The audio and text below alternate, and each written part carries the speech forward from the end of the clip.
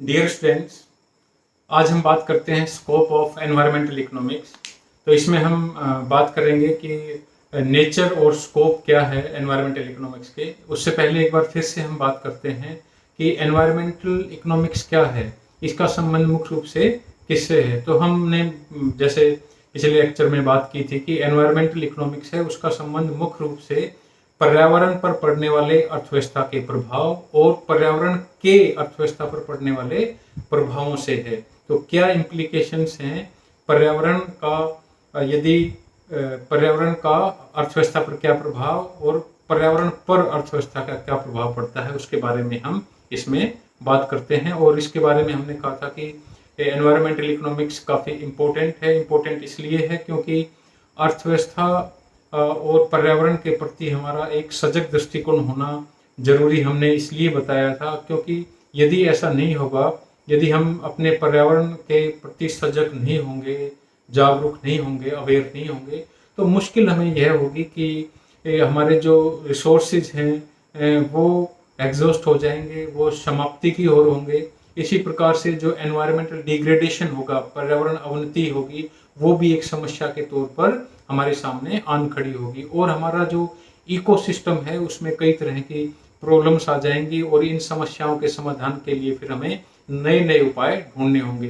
तो इन सब की हमने बात की थी और देखा था कि एनवायरमेंटल इकोनॉमिक्स क्या है। तो ये हमने जान लिया है कि एनवायरमेंटल इकोनॉमिक्स क्या है। अब हम इसके नेचर और स्कोप की बात करते हैं। तो आइए सबसे पहले हम बात करते हैं what is the nature of environmental economics.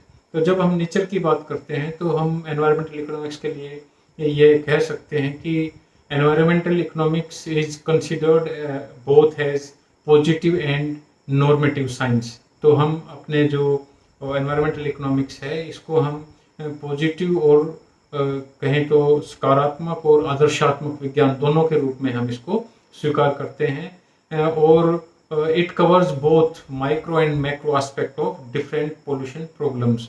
और यह किससे रिलेटेड है, हमारे माइक्रो और जो मैक्रो एस्पेक्ट्स हैं, जो डिफरेंट पोल्यूशन प्रॉब्लम्स हैं उनको लेकर, तो उनसे यह संबंधित है।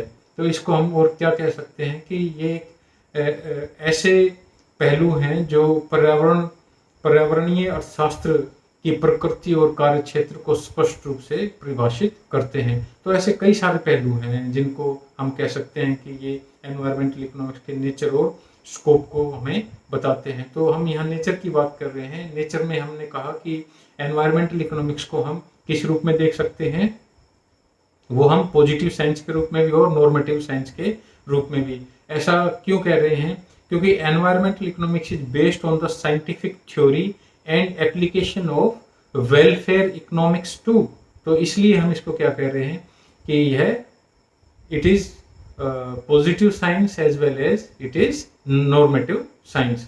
तो when it comes to the cause and effect relationship, तो it compasses the positive aspect. तो हम क्या कह रहे हैं कि जब यह कारण और प्रभाव की बात करता है एनवायरमेंटल साइंस, तो यह पॉजिटिव साइंस है। और इसके विपरीत जब यह नीतिगत उपायों की बात करता है, पॉलिसी मेजर्स की जब बात करता है, तो हम इसको क्या कहते हैं, इट इज नॉर्मेटिव साइंस।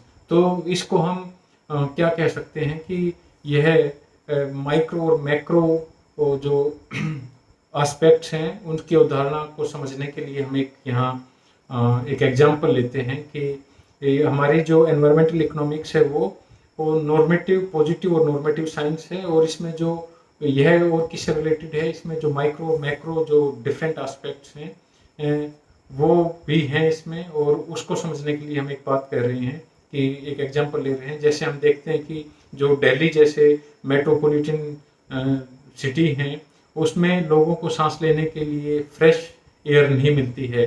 तो इसका समाधान माइक्रो लेवल पर किया जा सकता है फ्रेश एयर लेने के लिए। इसके अलावा जब प्रदूषण की समस्या अर्थव्यवस्था को पूरे तौर पर घेर लेती है, इकोनॉमी एज ए होल जो प्रभावित करती है, जैसे टेम्परेचर, इंक्रीज इन टेम्परेचर, तो यह हमारा मैक्रो श्रेणी में आ जाता है। तो इस प्रकार से हम इन दोनों एस्पेक्ट्स को देख रहे हैं कि किस प्रकार से मैक्रो और माइक्रो एस्पेक्ट्स हैं वो भी एनवायरमेंटल इकोनॉमिक्स से जुड़े हुए हैं। कैसे जुड़े हुए हैं? यदि हम, जैसे हमने बात की, सांस लेने के लिए ताज़ी हवा यदि नहीं मिलती है तो उसको हम माइक्रो लेवल पर उसका सोल्यूशन कर सकते हैं। माइक्रो लेवल पर इस सोल्यूशन ढूंढने की कोशिश करते हैं इस प्रॉब्लम का। इसी प्रकार से यदि टेम्परेचर की समस्या है तो वह माइक्रो लेवल पर नहीं, वो मैक्रो लेवल पर हो जाएगी। तो प्रदूषण की समस्या के कारण हमने कहा कि जैसे increase in temperature that is related to macro aspects. तो इस प्रकार से हम कह सकते हैं कि हमारा जो नेचर है एनवायरमेंटल साइंसेज का, that is it is positive science as well as normative science, and it aspects both the aspects micro level and macro level. अब हम बात करते हैं हमारे जो स्कोप है एनवायरमेंटल साइंसेज के, स्कोप ऑफ एनवायरमेंटल इकोनॉमिक्स। तो यह हम जानते हैं कि एनवायरमेंटल इकोनॉमिक्स है वो कोई बहुत पुराना सब्जेक्ट नहीं है। यह इकोनॉमिक्स में एक इसकी ब्रांच के रूप में पिछले कुछ समय से काफ़ी इम्पोर्टेंट एक रोल में आया है। और यदि हम पुराने समय की बात करें तो जो क्लासिकल और न्यू क्लासिकल इकोनॉमिस्ट थे, उन्होंने आर्थिक समस्याओं के समाधान के समय जो पर्यावरण संबंधी मुद्दों का एनालिसिस नहीं किया, उन्होंने जो एनवायरमेंटल प्रॉब्लम्स थी उनको एनालाइज नहीं किया। तो इन अर्थशास्त्रियों ने आर्थिक गतिविधियों जैसे कि उत्पादन, जो प्रोडक्शन है, कंजम्पशन है, के प्राकृतिक पर्यावरण पर जो प्रभाव हैं उनको अपने अध्ययन में शामिल नहीं किया। यानी कि जो नेचुरल और एनवायरमेंटल जो अफेक्ट्स हैं उनको अपने एनालिसिस में इन्होंने शामिल नहीं किया। और इन इकोनॉमिस्ट ने जो एनवायरमेंटल इश्यूज थे उनको भी अपने सिद्धांतों में कभी शामिल नहीं किया। तो इस प्रकार से हम कह सकते हैं कि जो एनवायरमेंटल इकोनॉमिक्स है उसकी जो सोच है वो ज़्यादा पुरानी नहीं है। यह 1950s और 60s के डेकेड में एक तरीके से रेज होकर आई है। तब से यह एनवायरमेंटल इकोनॉमिक्स जो है वो इकोनॉमिक्स का एक महत्वपूर्ण ब्रांच के रूप में बनती जा रही है। और वर्तमान समय में एक साधारण व्यक्ति भी यह समझ सकता है कि जो धारणीय आर्थिक विकास, सस्टेनेबल इकोनॉमिक डेवलपमेंट के लिए पर्यावरण का क्या महत्व है। पर्यावरण के लिए आजकल सभी सजग होने की कोशिश कर रहे हैं। यदि हम पर्यावरण के प्रति जागरूक नहीं होंगे तो हमें क्या क्या समस्याएं हो सकती हैं, उन सब के बारे में भी हम अवेयर अब हो गए हैं। तो वर्तमान में इकोनॉमिक्स के अध्ययन को यदि हम करें और उसमें एनवायरमेंटल इकोनॉमिक्स के इश्यूज को हम शामिल ना करें तो वह हमारा अध्ययन अधूरा रह जाएगा। एनवायरमेंटल इकोनॉमिक्स के कौन से इश्यूज, जो पोल्यूशन है, जो हमारे प्राकृतिक संपदा में कमी हो रही है,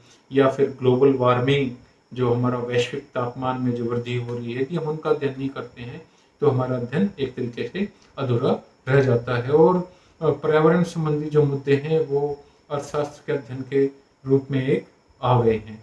तो इस प्रकार से हम यह कह सकते हैं कि जो एनवायरमेंटल इकोनॉमिक्स है वह इकोनॉमिक्स की एक ब्रांच के रूप में है जिसमें हम आर्थिक गतिविधियों के पर्यावरण पर प्रभाव को सम्मिलित करते हैं और पर्यावरण पर आर्थिक गतिविधियों के प्रभाव को प्रदूषण, संपदाओं में कमी, सामाजिक बाह्य प्रभाव आदि के रूप में हम इसको मापते हैं। इसलिए जो एनवायरमेंटल इकोनॉमिक्स का इकोनॉमिक डेवलपमेंट और पर्यावरण के बीच अंतः संबंध का अध्ययन हम एनवायरमेंटल इकोनॉमिक्स में करते हैं। इसमें हम यह भी ध्यान देने की कोशिश करते हैं कि किन किन उपायों से आर्थिक गतिविधियों को नियंत्रित किया जा सकता है ताकि एनवायरमेंट और इकोनॉमिक डेवलपमेंट में संतुलन बनाया जा सके। यह बात फिर से ध्यान देने की है कि हम ऐसे कौन कौन से मेजर्स अडॉप्ट करें जिससे इकोनॉमिक एक्टिविटीज़ को कंट्रोल किया जा सके, और इकोनॉमिक एक्टिविटीज़ को कंट्रोल करके हम अपने पर्यावरण को किस प्रकार से आने वाली पीढ़ियों के लिए, जहां हम सस्टेनेबल डेवलपमेंट की बात कर रहे हैं, कि किस प्रकार से हम अपने पर्यावरण को बचा सकते हैं। और इसके साथ साथ हम आर्थिक विकास भी कर रहे हैं। इसका मतलब ये नहीं कि हम अपने आर्थिक विकास को रोक दें। तो इस प्रकार से किस प्रकार हम पर्यावरण और इकोनॉमिक डेवलपमेंट, एनवायरनमेंट और इकोनॉमिक डेवलपमेंट के बीच संतुलन बनाएं, यह जरूरी है। और सर्वोपरि हम किस चीज़ को रखते हैं कि एनवायरमेंटल इकोनॉमिक्स में हम जो पोल्यूशन है, जो प्राकृतिक संपदा में कमी है, जो हमारे सामाजिक बाह्य प्रभाव के रूप में जो चीज़ें आती हैं, समाज को होने वाली जो हानि है, जो क्वांटिटेटिव फॉर्म में है, उन सब के बारे में हम पर्यावरण इकोनॉमिक्स में, एनवायरमेंटल इकोनॉमिक्स में बात करते हैं। तो एनवायरमेंटल इकोनॉमिक्स में जो आर्थिक गतिविधियों का पर्यावरण पर प्रभाव और अर्थव्यवस्था में जो इकोसिस्टम है उसके महत्व का अध्ययन आर्थिक गतिविधियों को नियंत्रित करने के लिए एक उपयुक्त पद्धति को बताता है जिससे समाज में संतुलन बना रहे। तो इस प्रकार से हम यह सब चीज़ें हम एनवायरमेंटल इकोनॉमिक्स में देखते हैं। अभी जैसे हमने बात की कि पिछले कुछ दशकों में ही एनवायरमेंटल इकोनॉमिक्स की बात जो कर रहे हैं वो एक तेज़ी से उभर कर आने वाली ब्रांच है इकोनॉमिक्स की, और इसके अनुरूप हम पर्यावरण अर्थशास्त्र का जो परिसर है और उसमें सम्मिलित होने वाले मुद्दे हैं, वो काफ़ी सारे इश्यूज हैं जो इसमें बढ़ते जा रहे हैं। तो अब हम बात करते हैं इसके सीधे सीधे स्कोप की, कि ऐसे कौन से मुद्दे हैं जो हम एनवायरमेंटल इकोनॉमिक्स में शामिल करते हैं। What are the scope of environmental economics. तो इसमें जो सबसे पहला है वो हम लेते हैं बढ़ती हुई आर्थिक गतिविधियाँ, increasing economic activities a major cause of environmental degradation. तो इसको हम कह रहे हैं कि जो बढ़ती हुई आर्थिक गतिविधियां हैं वो हमारे पर्यावरण अवनति का एक मुख्य कारण है, क्योंकि हमारी इकोनॉमिक एक्टिविटीज दिन ब दिन बढ़ती जा रही हैं। हमारा प्रोडक्शन है, कंजम्पशन है, और जो एक्सचेंज आदि के रूप में जो बढ़ती हुई हमारी आर्थिक गतिविधियां हैं वो पर्यावरण को, एनवायरनमेंट को किसी न किसी रूप में डिग्रेड कर रही हैं, उसका डिग्रेडेशन कर रही हैं। और डिग्रेडेशन के लिए ये सारी चीज़ें जो हमारी इकोनॉमिक एक्टिविटीज़ हैं वो रिस्पॉन्सिबल हैं। तो ऊंची आर्थिक विकास दर प्राप्त करने के लिए जो पूरे वर्ल्ड में हैं सभी देश प्राकृतिक संपदाओं का बहुत ज़्यादा एक्सप्लॉयटेशन कर रहे हैं। तो ज़्यादा एक्सप्लॉयटेशन करने से क्या प्रॉब्लम आ रही है कि ये जो हमारा नेचुरल रिसोर्सेज हैं ये कम होते हुए जा रहे हैं। तो ऐसा तो है नहीं कि हम कितने भी नेचुरल रिसोर्सेज को प्रयोग करते जाएंगे और वो हमें, हमारी नेचर है वो हमें देती रहेगी, ये हमें नेचुरल रिसोर्सेज को, ऐसा नहीं है, वो लिमिटेड हैं और रिसोर्सेज आर लिमिटेड। तो इसलिए यदि हम उसको ज़्यादा एक्सप्लॉइट करते रहे तो फिर आने वाली पीढ़ियां हैं उनके लिए नहीं बचेगा। सस्टेनेबल डेवलपमेंट की जहाँ बात करते हैं कि जब ये जो सभी देश विश्व के अपनी आगे आने वाली पीढ़ियों की तरफ ध्यान नहीं दे रहे हैं, तो एनवायरमेंटल इकोनॉमिक्स में हम पर्यावरण अवनति के जो एनवायरमेंटल डिग्रेडेशन है संबंधी कारणों का अध्ययन किया जाता है कि इसको किस प्रकार से रोका जा सकता है। फिर हम बात करते हैं link between economics and ecology. तो अर्थशास्त्र और पारिस्थितिकी तंत्र जो इकोसिस्टम है उसमें संबंध भी इसमें अध्ययन किया जाता है। तो अर्थशास्त्र तथा पारिस्थितिकी तंत्र के बीच संबंध का अध्ययन भी हम एनवायरमेंटल इकोनॉमिक्स में करते हैं। और जो पारिस्थितिकी तंत्र का क्या मतलब है यहाँ जान लेते हैं कि हमारे आसपास में रहने वाले प्राणी जो हैं उन सब को हम कहते हैं इकोसिस्टम। तो हमारे आसपास जो रहने वाले प्राणी हैं, जो प्राणी जगत है पूरा, उसको हम कहते हैं इकोसिस्टम। तो इकोसिस्टम से संबंधित जो वो इकोनॉमिक्स है वो विश्व और तथा प्राणी हैं या दूसरे जो आसपास रहने वाले जीव जंतु हैं उनको समग्र रूप में एक तरीके से हम देखते हैं। किसमें देखते हैं? इकोसिस्टम में। तो इसमें हम यह सूचित किया जाता है कि मनुष्य एनवायरनमेंट व्यवस्था का एक हिस्सा है और अर्थव्यवस्था पर्यावरण के बिना आगे नहीं बढ़ सकती है, यह भी हम जानते हैं, क्योंकि अर्थव्यवस्था को आगे बढ़ाने में पर्यावरण का ही रोल होता है। तो इस प्रकार से हम कह सकते हैं कि जो एनवायरमेंटल इकोनॉमिक्स हैं इसमें हम केवल पर्यावरण अवनति की मात्रा और उसके उपायों के बारे में ही चर्चा नहीं करते, बल्कि विश्व का एक बड़ा हिस्सा जिसमें हम जिसको हम इकोसिस्टम कह रहे हैं उसके बारे में भी अध्ययन करते हैं। क्योंकि जो हमारे आसपास रहने का जो प्राणी रहते हैं जिसको हम इकोसिस्टम कह रहे हैं उसके बारे में भी हमें जानना जरूरी होता है, ताकि एनवायरनमेंट को सेफ रखा जा सके, आगे आने वाली पीढ़ियों के लिए हम उसको बचा सके। फिर हम जो इसमें नेक्स्ट जो बात करते हैं वो है पब्लिक पॉलिसी टुवार्ड्स एनवायरनमेंट।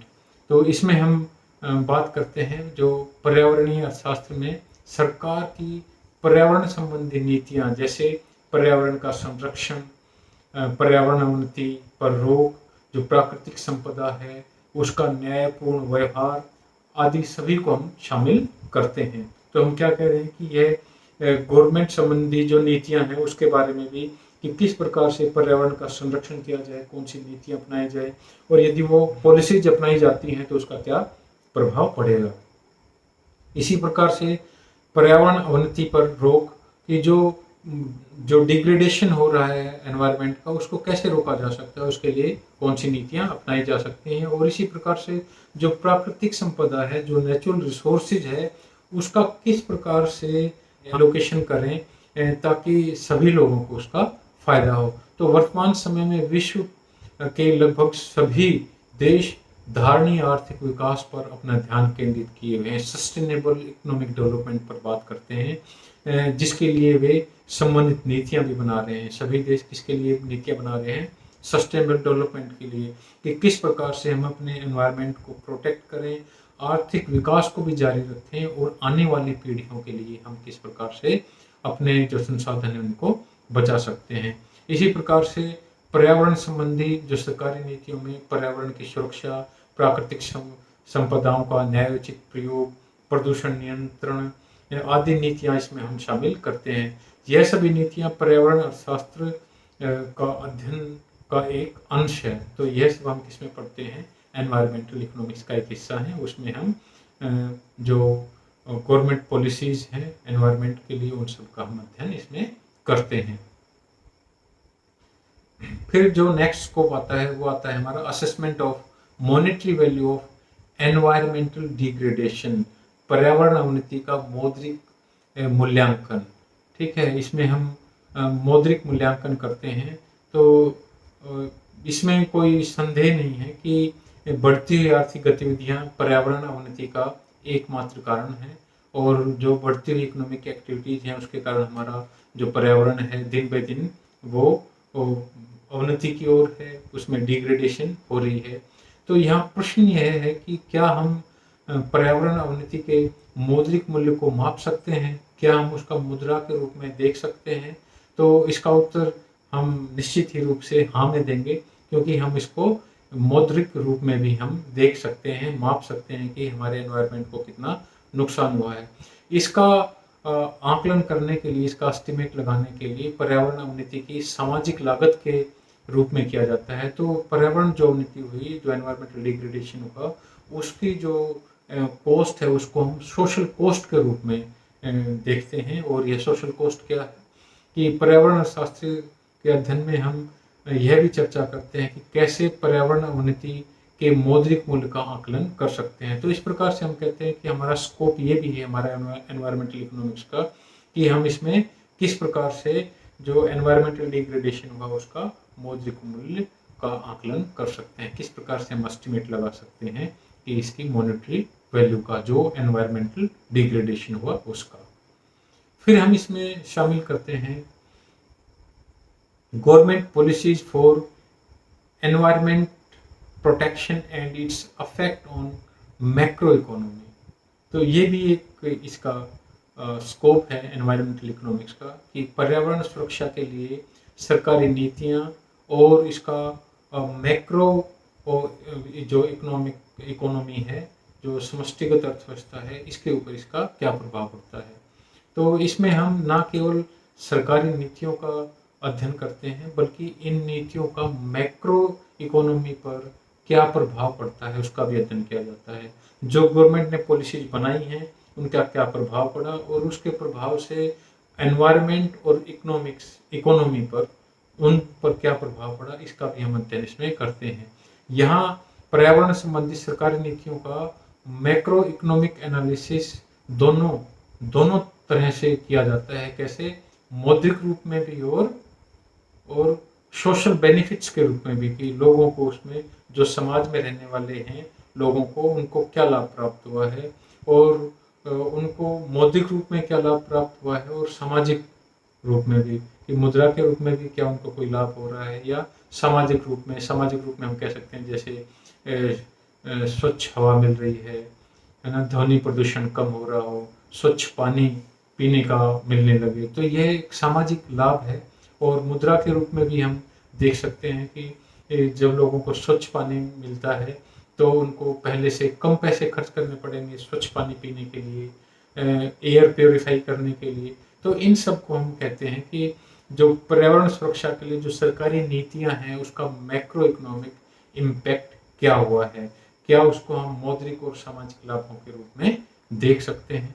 तो इस प्रकार से ये हमारा स्कोप था। आगे जो अगला जो स्कोप है एनवायरमेंटल इकोनॉमिक्स का, उसको हम use of technology in preservation of environment के रूप में देख सकते हैं। पर्यावरण संरक्षण में तकनीक का प्रयोग, तो तकनीक के रूप में भी हम इसमें बात कर सकते हैं। कैसे? जैसे दूसरे क्षेत्र जैसे पर्यावरण संरक्षण में तकनीक की महत्वपूर्ण भूमिका होती है दूसरे क्षेत्रों की तरह, तो पर्यावरणीय अर्थशास्त्र में हम यह भी अध्ययन करते हैं कि पर्यावरण संरक्षण, प्राकृतिक संपदाओं का न्यायपूर्ण व्यवहार आदि में तकनीक का कैसे प्रयोग किया जा सकता है, टेक्नोलॉजी का हम कैसे प्रयोग कर सकते हैं एनवायरमेंटल प्रोटेक्शन के लिए, एनवायरमेंटल इकोनॉमिक्स के लिए। तो वर्तमान समय में जो वर्ल्ड वाइड आधुनिक सरकारें हैं वो अपने आर्थिक क्रियाओं के लिए, इकोनॉमिक एक्टिविटीज के लिए पर्यावरण मित्र तकनीक का प्रयोग कर रही हैं, यानी इको फ्रेंडली तकनीक का प्रयोग कर रही हैं। तो जैसे एक कहावत कही जाती है कि चिकित्सा में महत्वपूर्ण रोगों को न फैलने देना होता है, तो इसी तरीके से पर्यावरण को दूषित करके उसे सही करने के लिए प्रयत्न करने से बेहतर है कि हम पहले से ही ऐसी उपयुक्त तकनीक का प्रयोग करें जिससे हमारा पर्यावरण प्रदूषित ना हो या कम से कम प्रदूषित हो। तो इस प्रकार की तकनीक अपनाई जानी चाहिए। हम इस तरह के संसाधनों का प्रयोग करें जिससे हमारा जो एनवायरनमेंट है वो कम से कम प्रदूषित हो। तो इस दिशा में विश्व भर के सभी देशों की सरकार एक इस तरह की प्रक्रिया के लिए आर्थिक गतिविधियों में उन तकनीकों का प्रयोग कर रही है जिससे पर्यावरण को कम से कम नुकसान पहुंचे। तकनीक का प्रयोग पर्यावरण मित्र यानी कि इको फ्रेंडली, एनवायरमेंटल फ्रेंडली सरकारी नीतियों के प्रभावपूर्ण पर्यावरण के लिए भी किया जाता है जो पर्यावरण को कम से कम क्षति पहुंचाए। तो इस प्रकार से टेक्नोलॉजी के प्रयोग की हम बात कर रहे हैं कि हमारा स्कोप ये भी है एनवायरमेंटल इकोनॉमिक्स का कि हम ऐसी टेक्नोलॉजी की बात करते हैं जो पर्यावरण संरक्षण में महत्वपूर्ण योगदान निभा सके, कि ऐसी टेक्नोलॉजी को हम अडेप्ट करें जिससे हमारा जो पर्यावरण है वो प्रदूषित ना हो या कम से कम प्रदूषित हो। उन टेक्नोलॉजी को हम किस प्रकार से अपना सकते हैं। फिर हम बात करते हैं इंटरनेशनल कोऑपरेशन की, अंतर्राष्ट्रीय समन्वय की। तो पर्यावरण और प्राकृतिक संसाधनों की सुरक्षा के लिए विभिन्न देशों के बीच में समन्वय होना जरूरी है। कारण यह है कि ऐसी समस्या किस लिए है कि जो एक राष्ट्र के सीमाबद्ध नहीं है, क्योंकि एनवायरनमेंट है, ऐसा नहीं है कि एक देश का एनवायरनमेंट ठीक रहेगा तो दूसरों का भी ठीक रहेगा, एक का खराब हो रहा है तो दूसरे का खराब नहीं होगा। तो विश्व के किसी भी कोने में एनवायरनमेंट को क्षति दूसरे कोने में रहने वाले जो प्राणी हैं, जो जगत है, प्राणी जगत है, उसको भी प्रभावित करती है। इसलिए इस समस्या के समाधान के लिए अंतर्राष्ट्रीय समन्वय जरूरी है। अंतर्राष्ट्रीय कोऑर्डिनेशन, इंटरनेशनल कोऑपरेशन मस्ट है। वो किस लिए है? जैसा कि हमने बात की कि एनवायरनमेंट के बॉर्डर नहीं होते, ये हमारे देशों के फिजिकल बॉर्डर्स हैं। एनवायरनमेंट इस तरह के बॉर्डर्स नहीं रखता है, तो इसलिए हमें अंतर्राष्ट्रीय समन्वय की जरूरत है। तो इस दिशा में भी जो यूएनओ है, संयुक्त राष्ट्र संघ है, विश्व के लगभग सभी देशों के लिए आह्वान कर रहा है और इसके लिए जो कुछ ऐसी संस्थाएं हैं जो पर्यावरण संबंधी मुद्दों के बारे में चर्चा करती हैं, वो प्रादेशिक स्तर पर हो सकती हैं, स्टेट लेवल पर या फिर डिस्ट्रिक्ट लेवल पर या नेशनल लेवल पर भी हैं, इंटरनेशनल लेवल पर भी हैं। ऐसी कुछ संस्थाएं हैं जो इन सब के लिए काम कर रही हैं। इसके साथ साथ प्राकृतिक पर्यावरण और प्राकृतिक संपदाओं के न्यायपूर्ण व्यवहार से संबंधित भी इसमें मुद्दे लाए जाते हैं, उनके बारे में भी ये चर्चा की जाती है कि किस प्रकार जहां एक विश्व में किसी एक देश के पास यदि जो नेचुरल रिसोर्सेज की कमी है तो दूसरे देश जो अबेंडेंट में है वहाँ से किस प्रकार से जहाँ कमी है वहाँ उसको पहुंचाया जा सकता है, किस प्रकार से आपसी सामंजस्य से जो आपसी कोऑपरेशन है उसकी सहायता से एक जहां कमी है वहां क्षतिपूर्ति की जा सकती है। तो इस प्रकार से पर्यावरण संरक्षण और प्राकृतिक संसाधनों के जो न्यायपूर्ण प्रयोग हैं उसके लिए अंतर्राष्ट्रीय समन्वय संबंधित मुद्दे हैं, वो भी एनवायरमेंटल इकोनॉमिक्स का एक महत्वपूर्ण घटक है, एलिमेंट है। तो इस प्रकार से हम एनवायरमेंटल इकोनॉमिक्स है उसमें हम जो इंटरनेशनल कोऑपरेशन है उसकी भी बात करते हैं।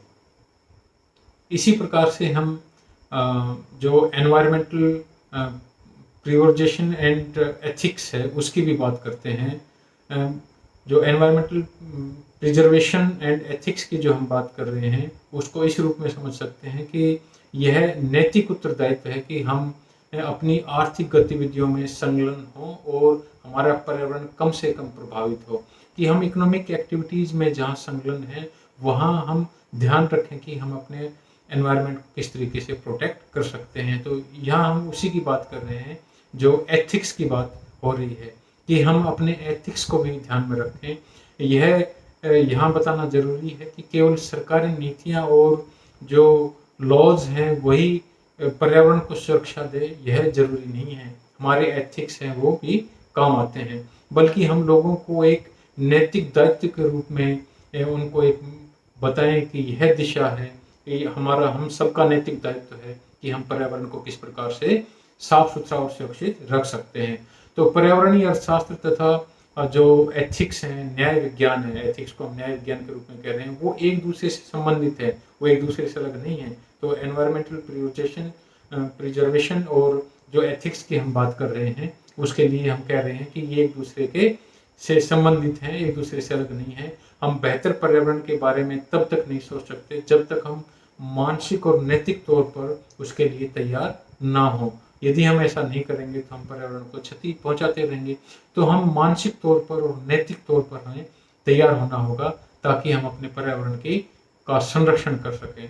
तो पर्यावरण संबंधी नैतिकता को अनदेखा नहीं किया जाना चाहिए और पर्यावरणीय जो अर्थशास्त्र है उसमें अध्ययन में हम कई सारे जो एथिक्स हैं, जो मोरल क्वेश्चंस हैं, उनको भी इसमें शामिल किया जाता है। जैसे कि क्या मनुष्य का दूसरी प्रजातियों के प्रति कोई नैतिक दायित्व है? इसी प्रकार से क्या हमारा यह अधिकार है कि हम अपने प्रयोग के लिए विश्व के सभी संसाधनों का प्रयोग कर लें? फिर हम जो और नैतिकता की बात करते हैं उसमें जो नैतिक प्रश्नों की बात करते हैं वो है क्या हमारा यह अधिकार है कि हमारी आवश्यकताओं को पूरा करने के लिए हम सभी दूसरी प्रजातियों को मार दें, आदि आदि बहुत सारे क्वेश्चंस हैं।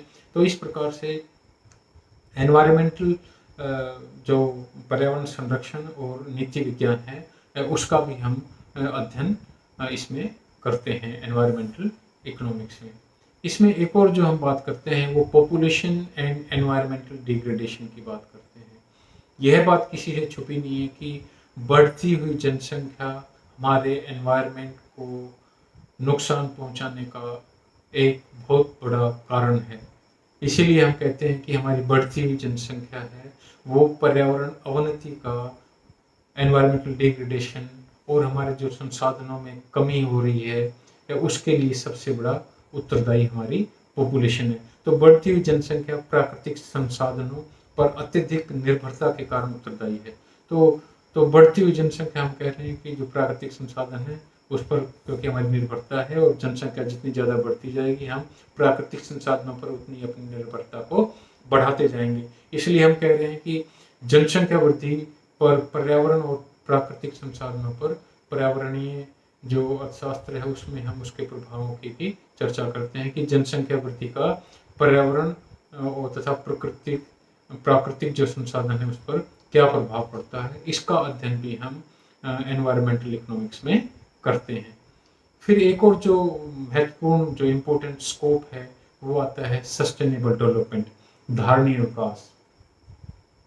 यह बात किसी से छुपी नहीं है कि यदि हम इसी तरीके से बड़ी तेजी से हम अपने प्राकृतिक संसाधनों का दोहन करते रहे, एक्सप्लॉयटेशन करते रहे, तो वो बहुत जल्दी समाप्त हो जाएंगे या उनमें कमी आ जाएगी। यदि ऐसा हम करते हैं तो फिर हमारी आने वाली पीढ़ियां हैं उनके लिए हम किस प्रकार से अपने संसाधनों को बचा पाएंगे। इसलिए पर्यावरणीय अर्थशास्त्र में हम इस बात का अध्ययन करते हैं कि जो जो हमारे धारणीय मुद्दे हैं, जो सस्टेनेबल डेवलपमेंट इश्यूज हैं, उनको भी हम इसमें शामिल करते हैं कि हम अपनी आने वाली भावी पीढ़ियों के लिए किस प्रकार से हम अपने इन प्राकृतिक संसाधनों को बचा कर रख सकते हैं। तो धारणीय विकास किसको कह रहे हैं हम? Sustainable development. तो सस्टेनेबल डेवलपमेंट वह डेवलपमेंट होता है जिसमें वर्तमान तथा भावी पीढ़ियों के विकास को ध्यान में रखा जाता है। यह तभी संभव होगा जब समृद्धि तथा विकास के मुद्दे के साथ साथ हम पर्यावरण संबंधी मुद्दों को भी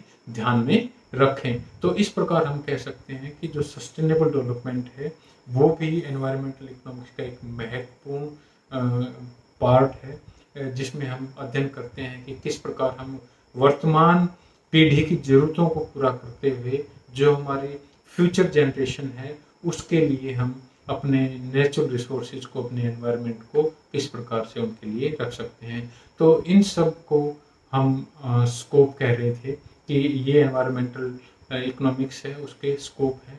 इन सब को हम एनवायरमेंटल इकोनॉमिक्स के स्कोप में शामिल करते हैं। तो इस प्रकार हमने बात की यहाँ पर environmental scope, nature and scope की।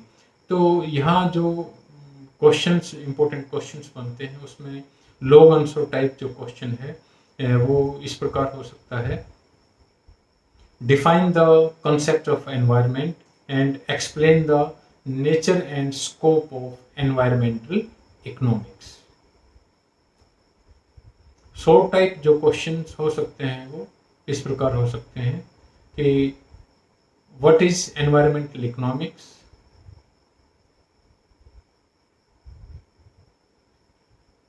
what is the nature of environmental economics, explain in brief the scope of environmental economics। तो इस प्रकार से हमने आज एनवायरमेंटल इकोनॉमिक्स के स्कोप के बारे में बात की।